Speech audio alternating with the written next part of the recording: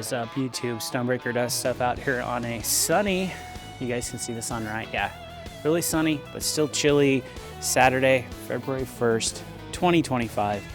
But I figured this would be a good time to get out here and, you know, do a more in-depth review of the Senada Mayor. I've had it for about 2 months. I believe we're right at 50 miles. Let's take a look here. Yeah, 51.1 miles. So this is going to be, first off, my opinion. My opinion is probably going to be different than the average person. The average person looking to buy an e-bike probably may think differently. But based on the bikes I've had, how I like to ride, again, this is just my opinion. But this is the Senada Mayor. It's a 20 amp hour battery, 48 volt. It's got the battery that goes in the frame right there. And one of the first things that I've had issues with, the top does not stay mounted into the frame. You hit a bump or something and this top comes undone. Now it's never come out, but I always have to keep pushing it back in. I've made sure that it's locked in, and I don't know. Just the first thing I've noticed when riding is I'm always afraid if I hit a bump that even though it's hanging out, it's gonna pop out. Who knows if it will or not. But it's got a 20 amp hour battery, which that's good. Good size battery. 26-inch tires, 4 inches wide.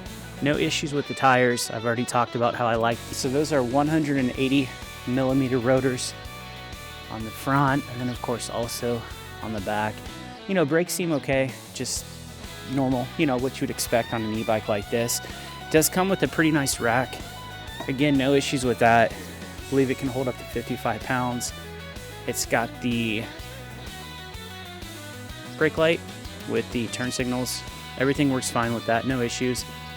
And then it's got the fenders, you know, no issues with the fenders at all. So as far as like the main things with the bike, I'm not having any issues with it. And I just pissed it off because it just turned by itself. But I have done some adjustments myself just to make it a little bit more comfortable. But as far as the specs go, really average. You know, most e-bikes in this price range are going to have some of the similar brakes. It's got the grips, rubber, you know, pretty normal. It's got the power switch here. I don't even know what this is called. I call it a power switch because I like that word. I've seen this on a lot of bikes like this. I've seen this display on a lot of bikes. No issues with the display. Super thin. The typical 7-speed Shimano shifter, and then it's got the thumb throttle right there. Yeah, I replaced the pedals. Look at them spin like lightning. It's got just a single chain guard, doesn't have the dual chain guard, which whatever, no issues with that. And then it's got the typical tourney, no protector there, so you might want to be careful. And then of course the 7-speed there. So 750 watt motor, again, pretty basic, nothing, you know, out of the ordinary or crazy, anything like that. So basic, no issues with it. I talked about in the other video, I do like the branding. I like the white collar. It's, you know, a little dirty now because we got 51 miles on it. It's got the front suspension with the, you know, you can lock it, unlock it, and then right here you got the adjuster, so you can dial it in. My issue is when you start riding it, there seems to just be something wrong with it. I can't explain it, so let me try my best. Is one thing I don't like is a lot of e-bikes, you can go into the P settings and you can adjust the speed. So like if you're fine with pedal assist 2, but you want pedal assist 2 to give you like, you know, 15, 16 miles an hour, like a perfect riding speed, at least in my opinion, you can't do that. So pedal assist 1 on this gets you about to 9 miles an hour. And it just feels so slow. Pedal assist 2 will take you to 14, but again, it's like a very slow 14, and then there's a huge jump from 2 to 3. When you go to 2, you're limited to about 14. If you bump it up to 3, it goes all the way to 21. So to me, that is way too big of a gap. There needs to be a happy space in it to where you can go in or not jump 8 miles an hour. You know, I love to ride 16, 17 miles an hour. For me, that's my happy point. I can't do that on this bike. It also feels like when you're switching gears, when you rotate the cranks and the pedal assist kicks in, it just seems to go really slow. It seems to take a while to get going, and then it also seems to go when it wants to go. So you have to shift gears, and maybe this is standard on most e-bikes. I've just not had one like it. But like if you're on pedal assist 2 and you're in gear 3 and you're just not getting anything more, like even if you pedal more, you have to crank it down to a lower gear or a higher gear, and then it seems to kick in. It won't make you go faster, but there's just not like a steady speed. Like you can't say, okay, I'm going to continue to move the crank, I'm not going to stop, I'm going to keep it on gear 3, I want it to stay at 14 miles an hour. It doesn't do that. It drops down, you have to change the gear, and then it kicks back on and will take you back to the highest it'll go, which I think again in pedal assist 2 is 14. I don't like that. Also, out of the box, again, my opinion, the bike is not comfy. The seat, which to be honest, I only spent about 2 miles on the seat that came with it. I didn't like it. It was just terrible. So I went out, I bought a Cloud 9. That resolved a lot of the comfort issues with the seat. Again, easy fix, but if I'm being honest, I'm just talking about right out of the box. Also out of the box, I've mentioned this so many times, I'm gonna mention it again, is I had to buy a handlebar extender and an adjuster, which allows me to bump the handlebars up like this, so you're getting more of a cruising style. You're not hunched over, because this was pretty far back like that. It's just, again, my opinion, just not comfortable. I don't know how people can ride like that. Maybe people that are more trail riding, mountain bike style, maybe they're used to it, but like to me, it's just, and again, this was an easy fix. You can go out and spend $40 on this and fix all your issues, but out of the box, just not comfortable. Also, throttle. There is a long delay, and sorry, getting past here, but there seems to be a very long delay in the time to where you press the throttle to where it actually kicks in. It's also limited to the pedal assist. So if you're in pedal assist 1, the throttle is not going to take you beyond about maybe 9 miles an hour. I've checked the settings for that, and I don't think that can be adjusted either. So another thing where, you know, it's okay for most people, but if you like the ability to customize it and to make the Senada Mayor your own, you might be better off looking for another bike. They have this at $1,900, which there's no way. Like for $1,900, don't even look at this bike. Now they have it on deal for $1,200. I think $1,299 now. When I got it, it did come with a coupon of like $100 off. So I got it for about $11.99. For $11.99, is it okay? I don't think so. I hate to say that, but I feel like there's a lot of other bikes. It's a very popular price range, you know, between $1,100 and $1,400. There's a lot of other very similar bikes that, in my opinion, would be best for your money. Now, if this was on sale for, you know, $800, $900, yeah, like it would be something. I think it would be a good purchase. If it was $900 and it came with one of these, so you're not hunched over like that, and maybe if it came with a comfier seat, you know, yeah, maybe, but my thoughts, not worth it. The Senada Mayor, I'm still going to keep it, obviously, and it'll be okay to, you know, just ride around town a little bit, go to the store, things like that. But is this something that I would want to ride for 30, 35 miles a day and go out with friends? And no, I don't think so. This is just more geared towards leisurely rides to the gas station and the store. So with that being said, let's go ahead for a quick ride.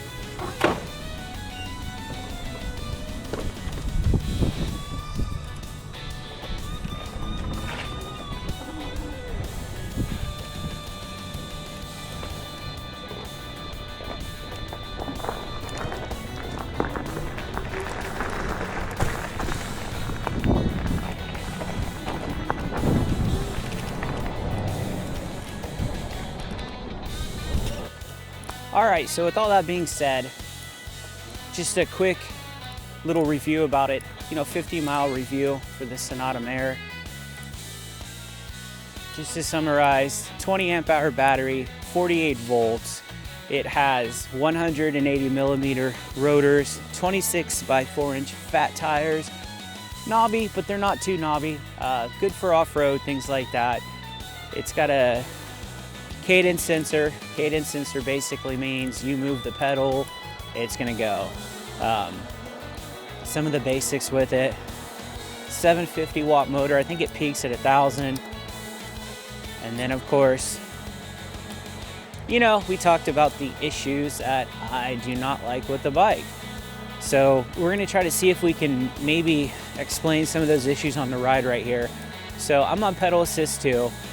I've got it in gear 4 and I'm pedaling, I'm giving it actual little bit of effort, you know, I'm actually pushing down and stuff, not just moving the pedals, the crank, and it stops you out 13.7, 13.8. Now if I pedal,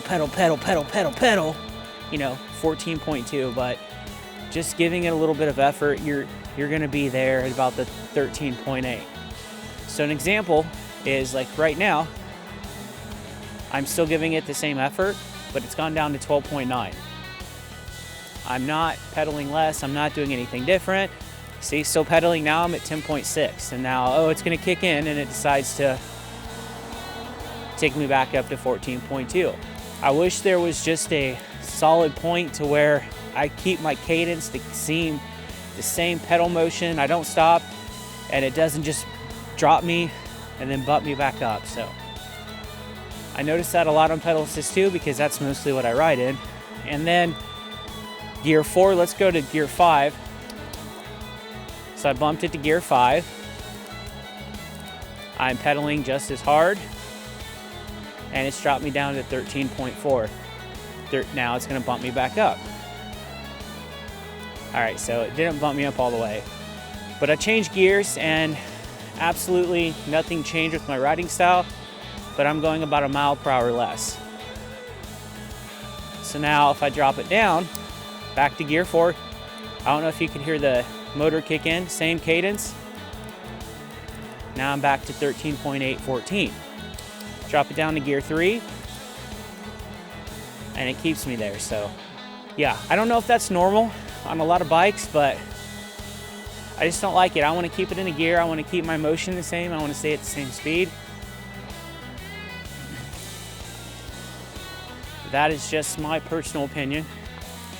That is one of the main issues. So right now, pedal assist 2, and it dropped me down to like 8, and now it's kicking me back up. So the throttle. I talked about the thumb throttle, where there's a really long delay to where it kicks in. And also with this, I did check the settings, because a lot of times there's a setting that you can change it, and there's not a setting in this bike. So we're gonna stop pedaling, thumb throttle, 1, 2, 3, 4, 5, 6 seconds. There was a 6-second delay from the time I pressed it to where it started to move on pedal assist 2. So everything seems to be, from what I've done right here, I swear to God, I'm not obsessed with pedal assist 2, but it just seems to be where I notice a lot of things. So I talked about too how there's such a big jump between 2 and 3.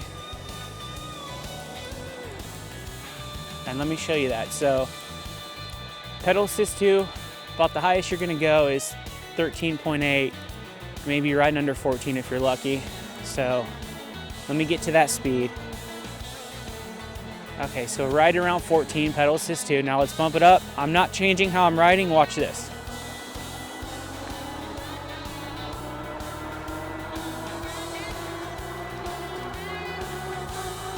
.3, and I've got to bump up the gear too, just so I'm not ghost pedaling.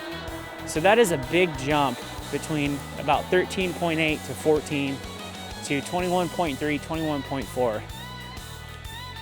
And then pedal assist 3 again, throttle. Not 6 seconds, it was a little quicker, but it's still really, really slow. So I don't know, just things like that. A lot of people probably won't notice that or care about that, but someone that rides a lot of e-bikes and they've ridden different type of e-bikes, they're gonna notice it. And I think a lot of people probably that ride this bike that probably wanna ride more than likely pedal assist 2 levels of speed, and they're probably going to notice how big of a gap is. I don't like that. There needs to be the ability to go in and change this to where there's not such a big gap between 2 and 3. It just feels unnatural. It doesn't feel fun to ride either. And I talked about the top of the battery inside the frame, where every time you would hit a bump or get done riding, it would lose it wouldn't be flush to the bike. I actually went out earlier this week and I tried to record this video, but I forgot to bring the thing that you screw the GoPro into to the necklace and that you can use for the hand mount. Yeah, I forgot that, and I forgot the mic, so I gave up on that. But I think I do have a video of that. If I do have that, I'll put that in right now. Just me showing you, like, I was riding, I took a break, and you know, the top of the battery was hanging out, so I'll put that in right here. That kicks in at the bottom, which I like, but I don't know if you guys can see it. It never stays in. I take the keys and I press it in all the way like I just had, but no matter what I do, this top part always kicks out. It's never fallen out or anything, but I absolutely hate that. It feels really cheap, and I hate that I'm riding with a battery that should be flush, and it's never flush at the top, so I'm always having to push it in. Absolutely annoying. All right, so yeah, so that happens every bike ride. I thought maybe I need to leave the key in or make sure I turn the key to lock, and I've done all that, and yeah, it just does not want to stay inside the frame. It hasn't happened, but there is always a worry, for me at least, that I'm gonna be riding one time, I hit a big bump, it's gonna pop out. I don't like that. I don't know if that's just this bike or if all e-bikes do that have the battery at the lower part of the frame like that. I don't think I like that, so I think whatever bike I buy next,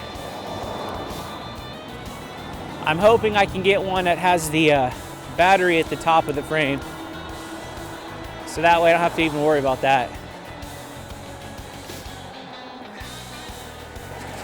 You shouldn't have to have these worries when you're on an e-bike. You know, you shouldn't have to worry about batteries falling out. You know, the only thing I should have to worry about is these damn squirrels that keep popping up attacking me, or one of these dogs coming out and attacking me as well. Shouldn't have to worry about issues with the $1,200 Senada Mayor E-bike. But yeah, that's basically about it here. I just kind of wanted to get a video out, just kind of go over a little bit of some of the issues I had and some of the concerns. And yeah, like this Senada Mayor, if it was $800, $900, maybe, yeah, I'd probably buy it. I wouldn't keep it if I had the option just to buy one bike though. Even if it was $800, I wouldn't buy it. If it was gonna be like a second bike or something for $800, yeah, I'd buy it. Like I said, it's fine if you're just riding through town and going to get groceries, or you're gonna go pick up your old lady, take her out on a hot date on an e-bike. Yeah, that's perfectly fine. But if you want to go out and ride for 30 miles and live your life like a wild man, you can't get too wild on the Senada Mayor. So to basically summarize this e-bike, if you see it on sale for under $1,000, $800, yeah, buy it. I recommend it. You know, you're probably gonna have to spend $100 if you're like me to buy these accessories, the stem extender. You're gonna want to buy a new seat. And you don't really have to buy the zoom seat post, but I mean, it's cheap. But I've got about $100 worth of comfort items I've added. But yeah, I don't know. Speaking of squirrels, these squirrels are like not scared of anything around here. But that's gonna do it. So the Senada Mayor, I've got it, I've bought it, I'm gonna ride it. Yeah, that's all I'm gonna say on the Mayor. If you're looking for something to get around and you're okay with spending $1,200 and not worried about any of the specifics I was, go ahead. But I say there's better options, and right now my better option is in this video. So as always, thank you guys for spending your time helping me waste my time.